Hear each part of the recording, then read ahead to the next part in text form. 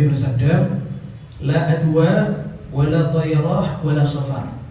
Nabi beliau mengatakan tidak ada itu yang namanya adwa. Apa itu adwa? Adwa itu penyakit menular. Jadi orang itu dia terkena sakit ya karena sebab Allah menghendaki dia sakit. Bukan karena sebab ketularan sama orang di sampingnya. Tidak bisa dipastikan juga kalau orang kita duduk di samping orang sakit pasti kita bakal sakit. Kita bakal sakit kalau Allah kehendaki kita sakit. Maka tidak ada itu penyakit menular. Nah, cuma bagaimanapun juga, apakah kita diperintahkan untuk duduk dengan orang sakit? Ya tidak.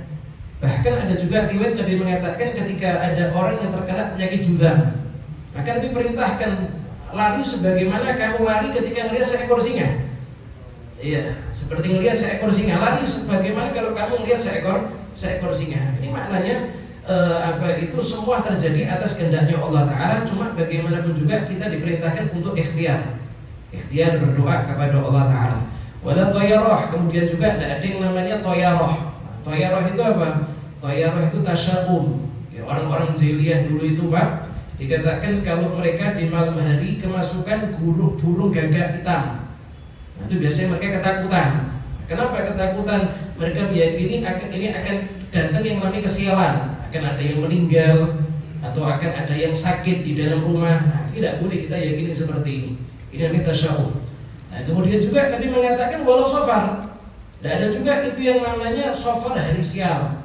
Tidak ada itu yang namanya bulan kesialan, bulan yang tidak ada keuntungan. Tidak boleh kita mengatakan seperti itu. Cuma kita ini sebagai umat Islam bukan maknanya berarti kita menantang musibah. Tidak. Ya tetap setiap saat mau keluar dari rumah kapanpun juga, bukan hanya di Rabu Pungkasan aja. Setiap hari keluar daripada rumah baca Bismillah, tawakkaltu 'ala Allah.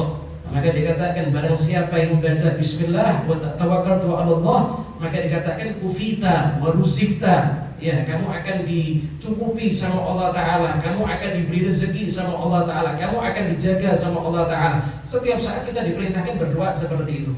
Tapi kalau kita meyakini adanya hari sial, adanya bulan kesialan, itu tidak diperbenarkan oleh agama Islam. Nah, ada seorang ulama yang mimpi bahwasanya yang namanya bala itu dalam 1 tahun Allah turunkan ada di Rabu akhir daripada bulan Safar. Tidak masalah kita percaya seperti itu, kita perbanyak doa. Nah, cuma jangan menganggap Rabu akhir Safar ini bulan kesialan, tidak boleh itu. Ya, tidak boleh mengatakan seperti itu. Jadi segala sesuatu itu semua terjadi atas izin daripada Allah Ta'ala. Nah, mungkin seperti itu. Tidaknya harus ada was-was, tapi was-was yang sekiranya itu menjadikan dia toharahnya benar, tidak asal-asalan gitu. Orang itu kalau mengerjakan ibadah, orang itu kalau mengerjakan toharah wudhu, itu harus ada was-was. Cuma was-wasnya sebatas dia tidak trader di dalam mengerjakan toharah, dia tidak trader dalam mengerjakan wudhu mengerjakan sholat. Kalau tidak ada was-was sama sekali, dia basuhnya asal-asalan, sudah tak basuh kok. Nah, itu tidak boleh gitu. Tapi kalau was-was yang sekedar itu saja, biduni ifrat ya, tidak, tapi kelewat batas, sudah basuh wajah semua tapi menganggap masih belum basah. Nah, itu jahal berarti itu junun namanya itu.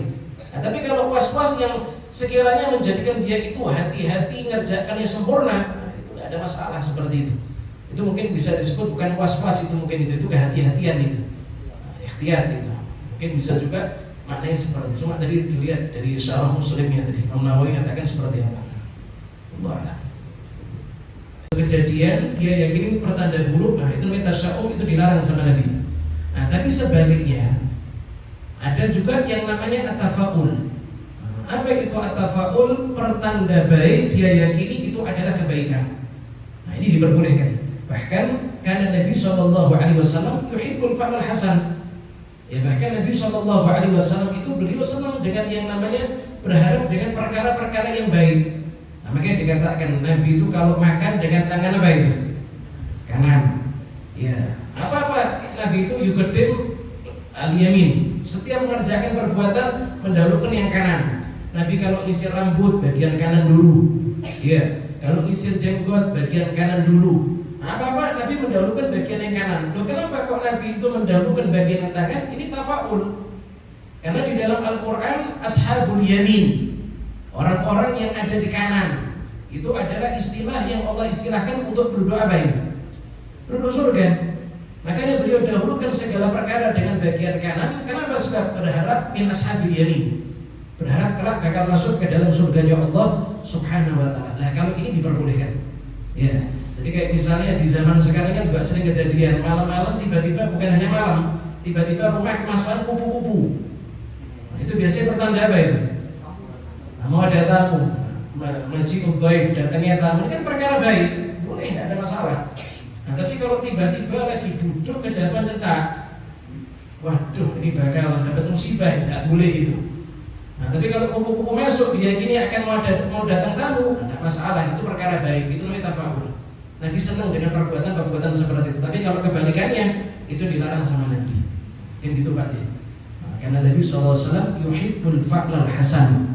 Nah, Nabi itu beliau senang dengan yang namanya tafa'ul. Ayah main bekor. Bismillah.